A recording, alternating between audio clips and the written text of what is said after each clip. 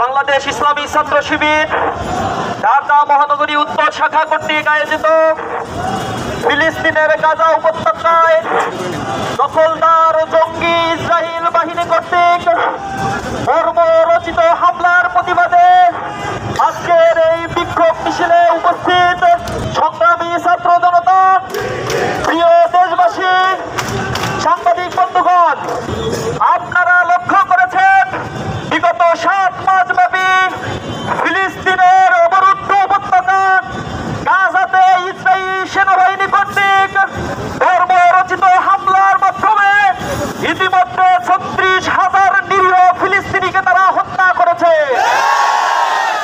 অসংখ্য শিশু এবং নারীদেরকে তারা নির্বিচারে হত্যা করছে।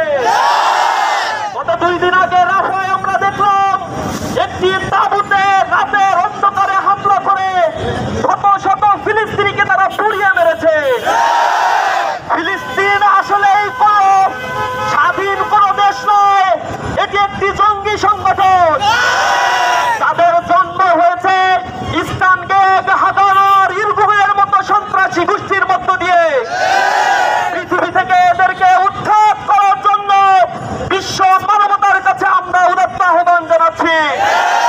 রাসূল করিম সাল্লাল্লাহু আলাইহি ওয়াসাল্লাম বলেছেন, কুল্লু মুসলিমিন কাজাসাদিল ওয়াহিদ, প্রত্যেকটি মুসলমানই হচ্ছে একটি দেহের মতো। দেহের কোনো অঙ্গ ক্ষতিগ্রস্ত হলে নিঃসন্দেহে পুরো শরীরই ব্যথাগ্রস্ত হয়ে পড়ে। আজকে আমরা বিশ্ব মুসলিম যেভাবে জেগে উঠেছে, আমেরিকা থেকে শুরু করে সারা বাংলাদেশের প্রত্যেকটি শিক্ষা প্রতিষ্ঠানগুলোকে ছাত্ররা প্রতিবাদ করছে। আমরা দীপ্তভাবে বলতে চাই, এই ইসরায়েলি গোষ্ঠী মানবতার শত্রু, জাতির শত্রু, বিশ্ব বিবেকের জন্য শত্রু। ভালো কাজ করছে, এটা একটা জেনোসাইড সংগঠিত করেছে তারা। প্রিয় ভাইরা, রাসূল করিম সাল্লাল্লাহু আলাইহি ওয়াসাল্লাম বলেছেন, আল্লাহুম্মা লা'নিল কাফারাতাল্লাযী ইয়াসুদ্দুনা আন সাবিলিক ওয়া ইউকাযযিবুনা রাসূলাক ওয়া ইউকাতিলুনা আউলিয়াক। এই ইসরায়েলি বাহিনী আমার রাসূলকে হত্যার ষড়যন্ত্র করেছিল।